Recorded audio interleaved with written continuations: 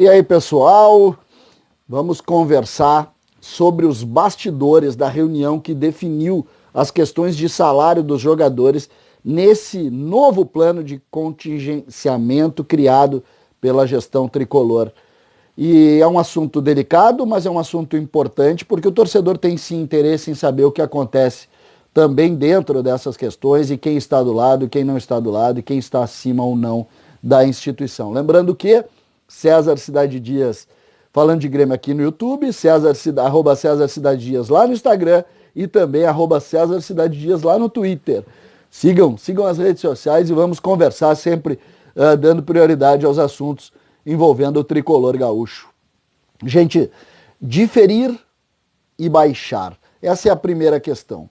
O Grêmio, através do presidente Romildo, anunciou no dia de ontem em várias manifestações, o presidente Romildo deu entrevistas para muitas pessoas ontem e falou que o Grêmio diferiu 20% do salário e passou para pagar, ou vamos dizer assim, fez uma negociação para colocar esses salários para serem pagos lá no ano de 2021 e também no ano de 2022.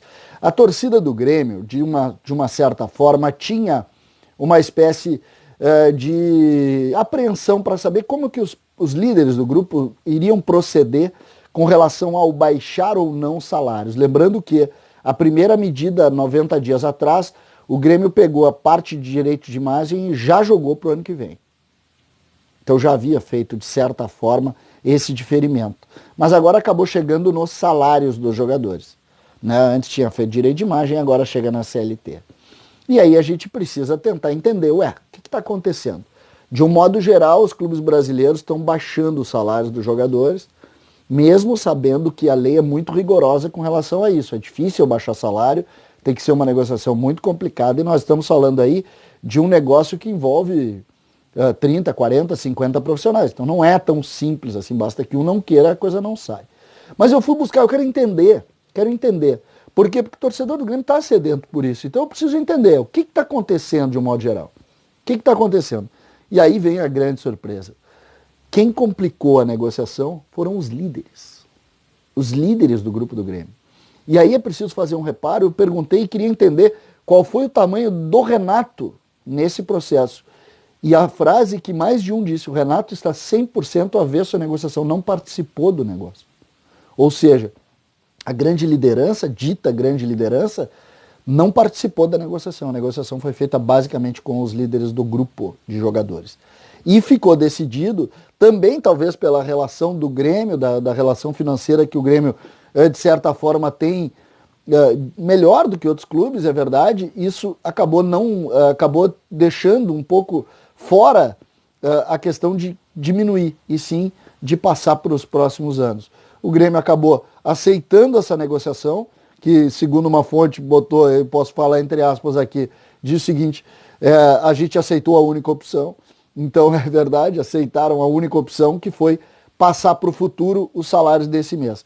Lembrando, os jogadores estão no direito deles, estão no direito, está escrito, foi contratado, mas desassociar a pandemia da realidade do mundo não me parece a melhor estratégia, mas essa sensibilidade os jogadores, os líderes do Grêmio não tiveram, e essa negociação, difícil negociação, aí que durou mais de 30 dias, chegou a essa equação, ao final esse resultado dessa equação.